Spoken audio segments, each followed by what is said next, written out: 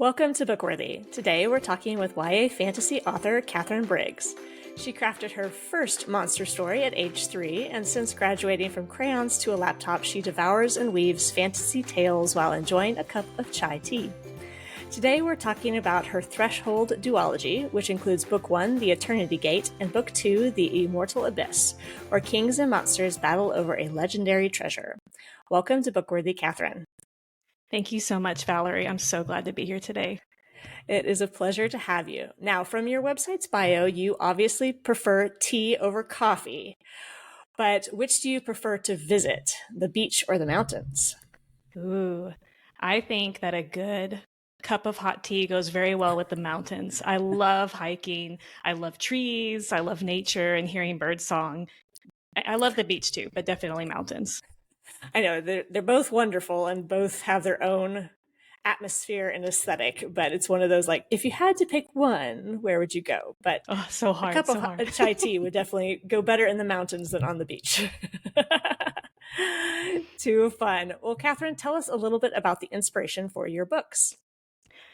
Well, I love characters. When I read, I guess what I really love is watching people persevere through difficult things and triumph over challenges and find unique ways to work with challenges. And so I think I like to explore that in books. And I guess the inspiration for my books is usually a character who is struggling through something difficult or just has something big ahead they have to solve. And I just enjoy kind of puzzling that out, I suppose.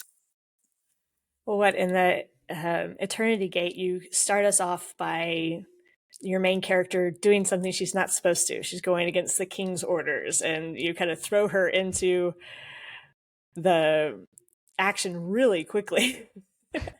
and I really try, Valerie. You did a great job, because I'm just sitting here like, I don't even think we're in chapter 2, and I'm already like gasping for breath here. Yay, success. Success, yay. Well, you have some really unique names, because this is a fantasy world that you have created. So you have Seo as the main character we follow in book 1, and I believe Toll is who we follow in book 2, correct? Yes, that was fun having dual protagonists. I enjoyed that a lot. Yeah, you mentioned Toll a few times in Eternity Gate, so I've read book 1, but I've not read book 2 yet. So I'm looking forward to kind of hearing her side of the story too. But where did you come up with all these unique names? I just like it's gonna sound strange. I like saying sounds out loud with letters that I enjoy hearing until I find something that sounds nice, and then I just start typing it out in ways that look interesting and fantasy-ish to me. But these names, I at the time of writing The Eternity Gate, I'm really good friends with this woman from South Korea, and she had invited me to come and stay with her for a month, and I was just so inspired by her culture and her country. And I asked her, would you help me kind of weave just like a taste of some of these really cool aspects into this book? And she did. And so I'm glad you enjoyed it.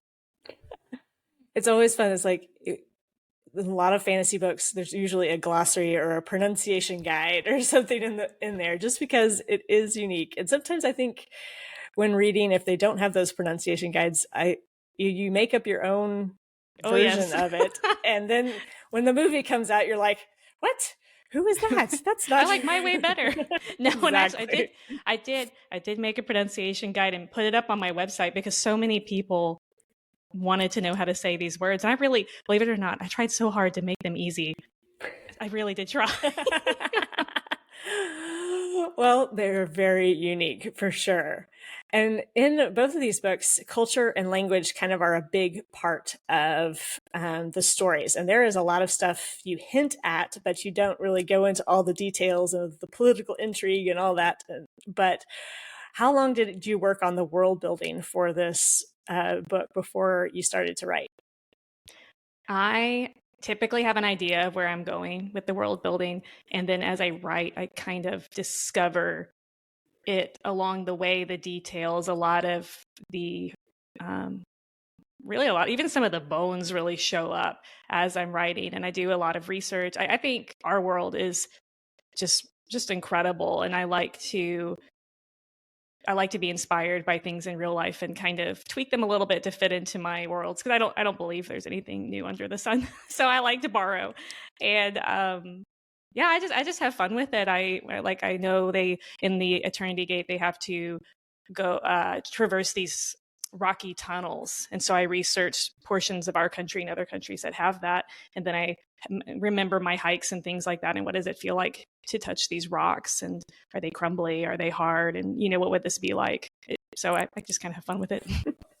It's a lot of fun because what is it? I think at one point the monsoons come in and there's water over the rocks, and you talk about slipping on moss and that feeling, and I felt it. It's one of those, like, I know that feeling. And when a book really kind of connects with something you've experienced, something you have a book that is really engaging and you're really connecting with. Oh, wonderful. Thank you. Now, what is kind of your hope or goal or desire for these readers to walk away with? What particular idea? Absolutely. Because I think most authors, especially in our circles, tend to write what they'd like to read or to offer something wholesome and edifying to their readers. And for me, when I sign The Eternity Gate, I'll add a little tagline that small actions change the world. And I feel like that's what Saya does. She feels very humble. She doesn't feel super important, but she's given these choices to make huge changes in her country and to affect the lives of her friends and family. And we may not find a key to an ancient doorway that needs to be opened. However, all of our actions, they do matter and they do affect the world around us. So I enjoyed dramatizing that for The Eternity Gate. It was neat how, like, almost every character that Sayo came in contact with, she saw at different points in the journey.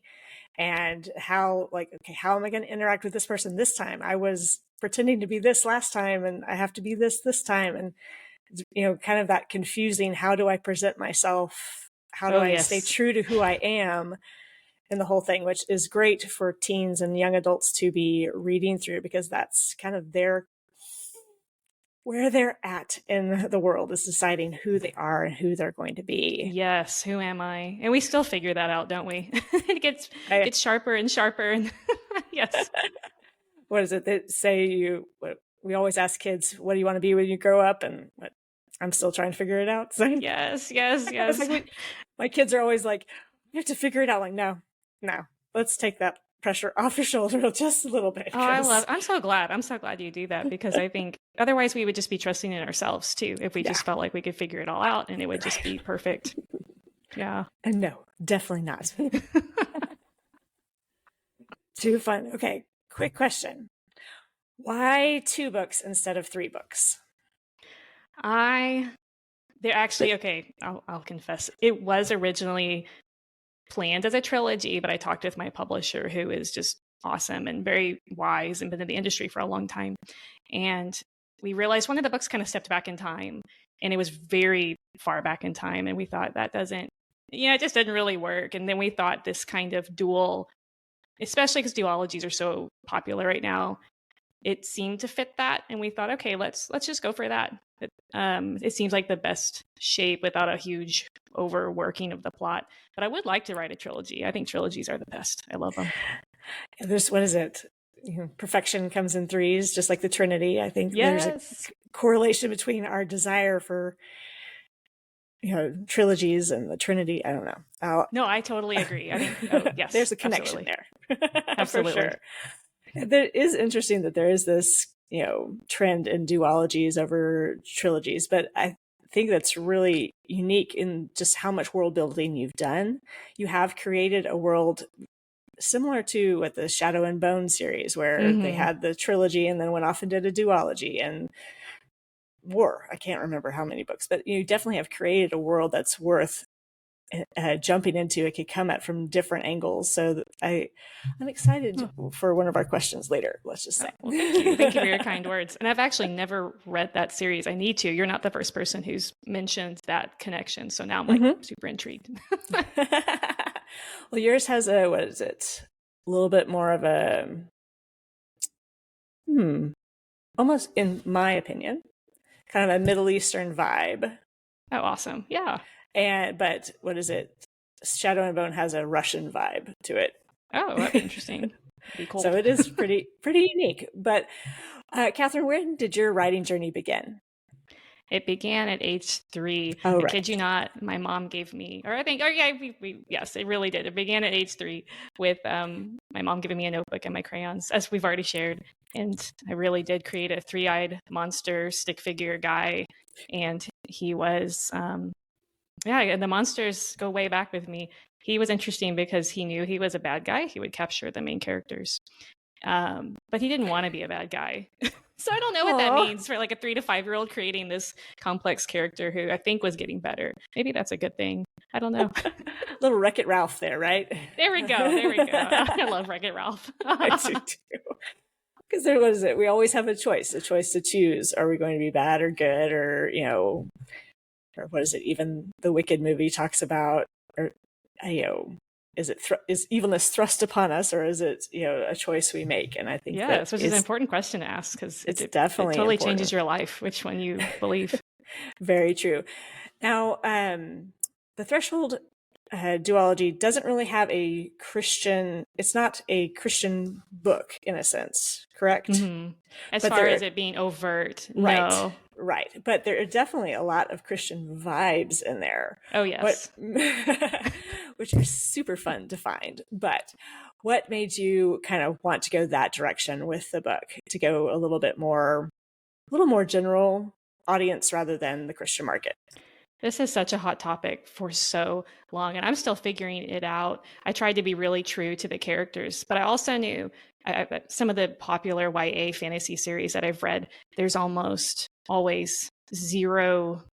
They never mention faith. To me, the ones I've read, it's just not there. And looking at history, that doesn't ring true to me. So I knew there needed to be some form of faith. And of course, I am a Christian, and I do want the good to be good and the bad to be bad, basically. So for this series, sticking to those parameters seemed to work for this story. And then, man, there are some amazing depictions of Christ in literature that just blow my mind. And I tried to explore that a bit more in the Immortal Abyss. But for the Eternity Gate, my thought was, God's so huge. If I can take one attribute, or even 2, like justice and mercy, and try to tackle that's way more than I can handle. So that was my attempt. I'd say you did a good job. Oh, thank you, Valerie. I appreciate that. Because those elements of God are so hard to put into our, mental capacity, and to even just explore, like you said, justice and mercy. And you came up with a whole book on just that kind of idea, which is not forced on you or preached at, but you're like, okay, let's explore what is fair, what is right, where do I stand in front when faced with either destruction or reconciliation, in a sense. And so yes, it's definitely and not unique. Giving the answers, I think, for especially a YA audience, which is very broad, but letting, kind of like the parables, letting people mull over what they have experienced and what they're seeing too, I think is powerful, something to chew on. Definitely. And one of the,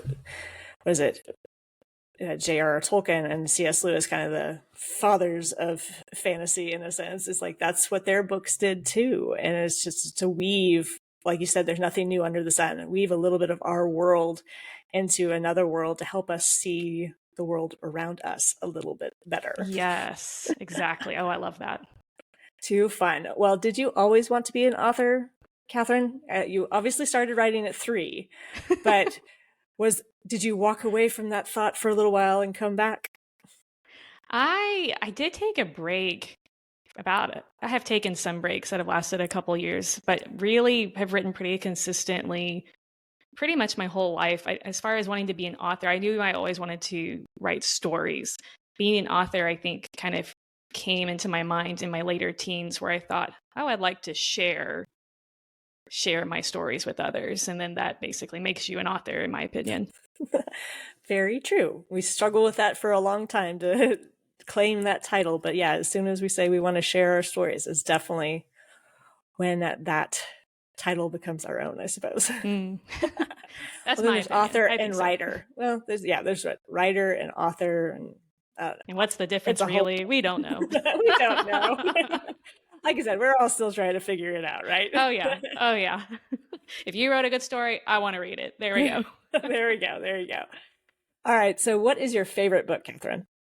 Well, I mean, I love your podcast. I know I can't say the Bible because you'll say, okay, I need another one because my favorite, my favorite that's impacted me for a long time is The Horse and His Boy. I just love the depiction of the lions and the cats. As far as a new book coming out that I really enjoyed, I was able to early read Truth Cursed by Angie Dickinson, which is another Enclave book. It's coming out late February of 2025, and it was so fun. And it kind of, I really enjoyed it. And it reminds me of some of the fantasy world vibes, maybe, of the Eternity Gate. Maybe I like that a lot. Well, yeah, as soon as you said The Horse and His Boy, I'm like, totally have Eternity Gate vibes in that. Oh, yeah. Let's go on a journey. Let's go. It's quest time. Too fun. Yeah, I have the Chronicles right there on my shelf. And yeah, I think it's one of those books I read through the series at least every couple of years because it's just so sweet. All of it. Good for you. So, good for you. It's fun. Oh, yes. Okay, so what can we expect next from you, Miss Katherine? Well, I am working on 2 semi-secret projects. I say semi-secret because I tend to drop hints, pretty big hints about them to my email newsletter. But one is I think it's going to be a standalone fantasy in a new world. And then the other one is a little more on the science fiction side. And I actually got started publishing with science fiction short stories. I really love fantasy, and I think it's my favorite confession. But science fiction is really fun, so I'm kind of enjoying dabbling in that as well. Very neat. More to come. More to come. All right, then if you like sci-fi, I have to ask the very important question. Yes. Star Wars or Star Trek? Oh my goodness. Oh, I think I'd have to say Star Wars. Do you like Star Wars? It definitely has those fantasy themes and gospel themes in it as well. Yes, yes. Hence why it is still a fan favorite for sure. Oh, I agree. Those deeper themes, I think. Oh yeah, they carry for a long time. For a long time, yes. Well, where can people find out more about you and your books, Katherine? I love to connect with people through my email newsletter. You can grab that along with a free welcome gift from www.katherinebriggs.com. And I also am on Instagram at @KatherineBriggs_author as well. Very fun. We'll make sure to have those links in the descriptions. And from what you said earlier, you like to drop hints in that newsletter. So we'll have to make sure to hop on there so we can see what's coming. And I may send out those earlier science fiction short stories as a short story collection as a welcome gift. There might even be a quiz about elemental giftings pertaining to the Eternity Gate and the Immortal Abyss as well. So, fun things. That does sound fun. Well, Katherine, thank you so much for being with us today. I appreciate being here, Valerie. Thank you for inviting me. It's my pleasure. And thank you for joining Katherine and me on this episode of the BookWorthy podcast. Check the show notes for any books or links that we've discussed, and let us know in the comments if you prefer to visit the mountains or the beach. And it's not too late to join the BookWorthy Summer Reading Challenge. You can find all the information at www.valeriefentress.com. Happy reading!